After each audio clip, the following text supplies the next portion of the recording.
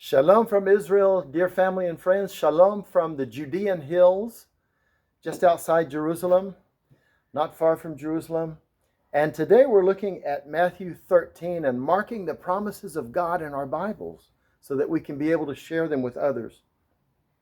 Let's mark verse 9 of chapter 13.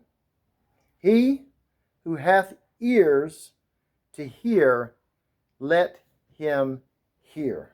Okay, and I pray that that's you today, that you will listen to what the Spirit is saying through the Word of God, and that you'll be burdened to share this with as many people as you can. Let's mark verses 11 through 16. He answered and said unto them, because it is given to you. Now the question is, why do you explain to us the details of your parables, but those on the outside you don't explain? And he's going to quote from the book of Isaiah here, chapter 7. He says, because unto you is given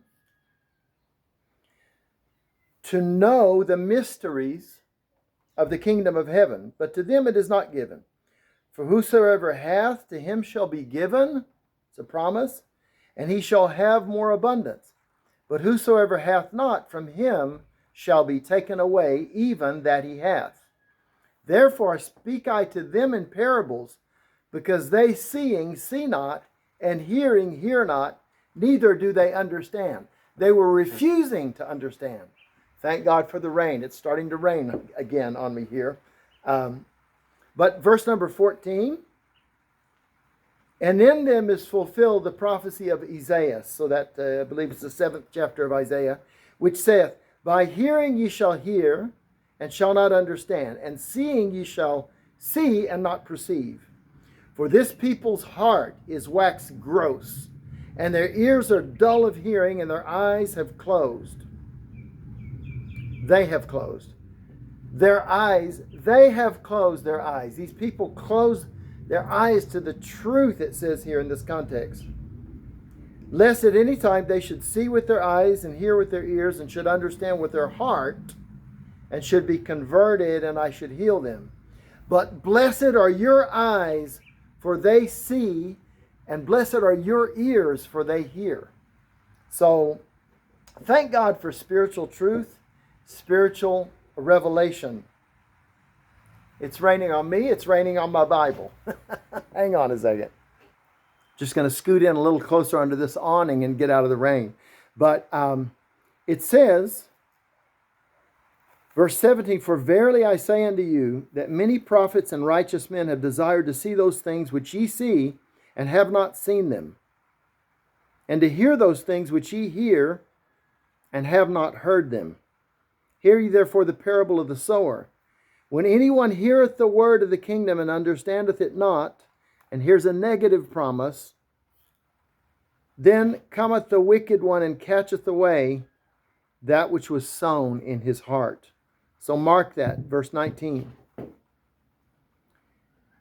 And in the middle of verse 20, the same is he, if the seed is received on stony places, the same is he that heareth the word, and anon with joy receiveth it. Mark also verse 21. Yet he hath not root in himself, but dureth for a while. For when tribulation or persecution ariseth because of the word, by and by he is offended. A person seems to become a believer, but then they start thinking about it, or they start having trouble for it, and they are offended. Can you hear the pitter-patter of the rain? I hope it's not too distracting. Okay, let's mark the last part of verse 22. He also received among the thorns is he that heareth the word, and the care of this world and the deceitfulness of riches choke the word, and he becometh unfruitful. Mark verse 23 and 24 as well. But he that receiveth into the good ground is he that heareth the word and understandeth it, which also beareth fruit, and bringeth forth some 100, some 60, and some 30. And another parable he put forth them, saying, the kingdom of heaven is likened unto a man which sowed good seed in his field. And so the kingdom of heaven, the word of God, the understanding of the biblical text of the revelation to Moses and the prophets, all the way up to the Messiah, the outworking of the Abrahamic covenant is not understood by everyone. Only those that have spiritual insight. And so we should pray for that spiritual insight. We should pray that God gives that spiritual insight to those that we love and those that are around us, our family and friends, that we could share the truth of the Word of God with them, because ultimately this world is passing away with its lusts. Only one life will soon be passed. Only what's done for Christ will last, is an old saying. But only what we do for Yeshua, only what we do for the Messiah will last from this world.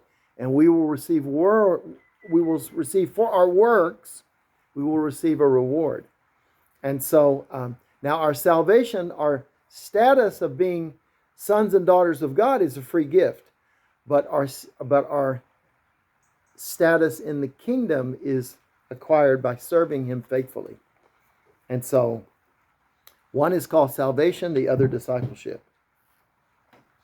Let's look at verse 29 and mark it. But he said, "Nay, lest while ye gather up the tares, ye root up also the wheat with them." So he's talking about when the tares are sown among the wheat, don't go and try to pull them out. Wait. Okay? Or, negative promise, you'll pull out the wheat with them. Mark verse number 30. "Let both grow together until the harvest. And in the time of harvest, I will say unto the reapers, gather ye together, first the tares, and bind them in bundles to burn them, but gather the wheat into my barn." Now he's going to talk about the grain of mustard seed faith. Teeny weeny little bitty seed that grows to be the greatest of trees. Look at this.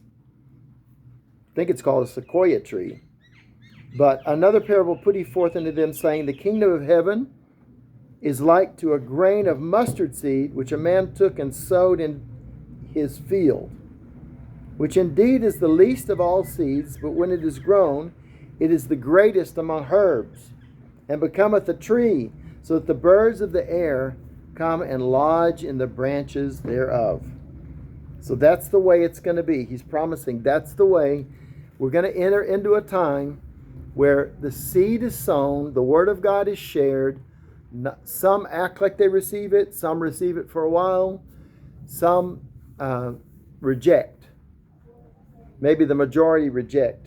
The majority have rejected during this age.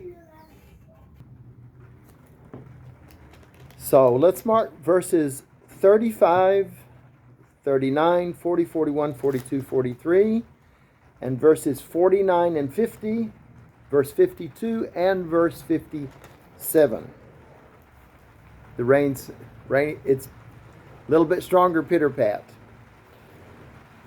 Hope it's not distracting. Okay. In verse 35, "That it might be fulfilled that was spoken by the prophet, saying," he promised that the true Messiah would open his mouth in parables. "I'll open my mouth in parables. I will utter things which have been kept secret from the foundation of the world." It's Mark 39 through 43. The enemy that sowed these tares is the devil. Okay, and the harvest is the end of the world, and the reapers are the angels. "As therefore the tares are gathered and burned in the fire, so shall it be in the end of this world. The Son of Man shall send forth his angels, and they shall gather out of his kingdom all things that offend, and them which do iniquity, and shall cast them into a furnace of fire. There shall be wailing and gnashing of teeth." But look at, here's a prophecy about you. Verse 43. "Then shall the righteous shine forth as the sun in the kingdom of their Father. Who hath ears to hear, let him hear." So the Messiah is going to be the light to all the nations. And all of those that believe in him, his people, Israel, the Jewish people, that believe in Yeshua the Messiah, are going to shine like the lights.